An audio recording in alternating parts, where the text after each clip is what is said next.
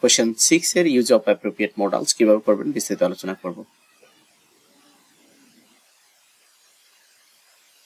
তো এখানে মূলত আমাদেরকে এইভাবে প্রশ্ন থাকবে যে read the given context carefully and answer the questions using appropriate models. এখানে যে লাইনটা আছে এই লাইনটা পড়ে আমাদেরকে এটার জবাব স্বরূপ যেমন পসিবিলিটিস দিয়ে আমাদেরকে কোশ্চেন তৈরি করতে হবে বা রিপ্লাই করতে হবে, অ্যান্সার করতে হবে। তো আলিম হ্যাজ, তো তার আগে আমরা মডেলস জানবো। Shall, should, will, would, can, could, may, might, must, ought to, use to, dare, have to, এগুলো হচ্ছে মডেলস। কোন মডেলস এর কি কাজ? উইল হচ্ছে উইলিংনেস, ফ্রিকশনস অর প্রমিস ব্যবহার করার জন্য উইল ব্যবহার করা হয়। উড রিকোয়েস্টের ক্ষেত্রে বা ইনভাইটেশনের ক্ষেত্রে অথবা অ্যারেঞ্জমেন্টের ক্ষেত্রে উড ব্যবহার করা হয়। মে হচ্ছে পসিবিলিটিজ এর ক্ষেত্রে মে ব্যবহার করা হয়। মাইটটাও পসিবিলিটিজ এর ক্ষেত্রে ব্যবহার করা হয়। ক্যান হচ্ছে অ্যাবিলিটির ক্ষেত্রে বা রিকোয়েস্টের ক্ষেত্রে ব্যবহার করা হয়। কুড হচ্ছে ফার্স্ট অ্যাবিলিটি অথবা সাজেশনস অথবা পসিবিলিটিস বুঝাইতে কুড ব্যবহার হয়। মাস্ট হচ্ছে অব্লিগেশন বুঝাইতে, বাধ্যবাধকতা বুঝাইতে। শেল হচ্ছে সাজেশন বা অফার বুঝাইতে। আর অট টু এবং শুড অ্যাডভাইস বুঝাইতে ব্যবহার হয়। তো এখানে মূলত কিছু কি আছে, কোশ্চেন আছে দেখতে পাচ্ছেন। এখানে বলছে যে আলিম হ্যাজ ফরগটেন, এখানে বলছে Alim has forgotten where he has keeped his keys. আলিমকে নিষেধ করা হয়েছে সে where he has keeped his keys, তার চাবি কোথায় রাখবে। How will he try to remember, কিভাবে সেই মনে রাখবে, পসিবিলিটিস বোঝানোর জন্য। তাই এখানে Alim will try to remember saying my keys must be in the car. My key must be in the car.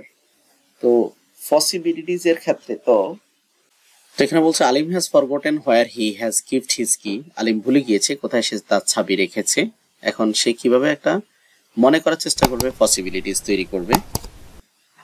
Alim trying to remember saying, সে মনে করার চেষ্টা করছে যে মাই keys might be or may be in the car, আমার কারটা কোথায়, হয় কারের মধ্যে, হতে পারে। Selina is planning to go to her friend's house tomorrow. Selina পরিকল্পনা করছে যে তার বন্ধুর বাসায় যাবে আগামীকাল, but there is a weather forecast of rain, কিন্তু বৃষ্টি হওয়ার সম্ভাবনা রয়েছে। How does Selina express her concern, possibilities? তাহলে এখানে হচ্ছে Selina may express her concern saying, আমরা এই অংশটা দিতে পারি, না দিলেও সমস্যা নাই। It might rain tomorrow, অথবা হ্যাঁ yes it may rain tomorrow, অথবা it might be rain tomorrow। যাই হোক, পরে বলছে যে মেহেদি wants to borrow his friend pencil during class চলাকালীন মেহেদি তার বন্ধুর কাছ থেকে পেন্সিল ধার নিতে যাচ্ছে। How will Mehedi ask his friends for the pencil?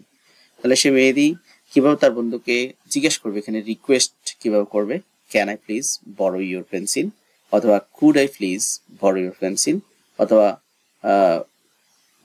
can you give me your pencil। যাই হোক, বা could you দিয়েও আমরা করতে পারি। তারপর বলছে Rommel asks his teachers to help his understand a topics। Rommel কিন্তু তার টিচারকে বলেছে যে একটা বিষয় যে বোঝে না সেটা বুঝিয়ে দেওয়ার বা বুঝিয়ে দিতে হেল্প করার। How will Rommel ask his teacher in this regard? would you বা could you ব্যবহার করতে হবে। Good morning sir, would you please help me with the mathematical problems? আমার যে সমস্যাটা আছে এটা কি একটু বুঝিয়ে দিবেন, আমাকে একটু হেল্প করবেন। would you বা could you ব্যবহার করতে হবে, ঠিক আছে এক্ষেত্রে। তারপর টিচার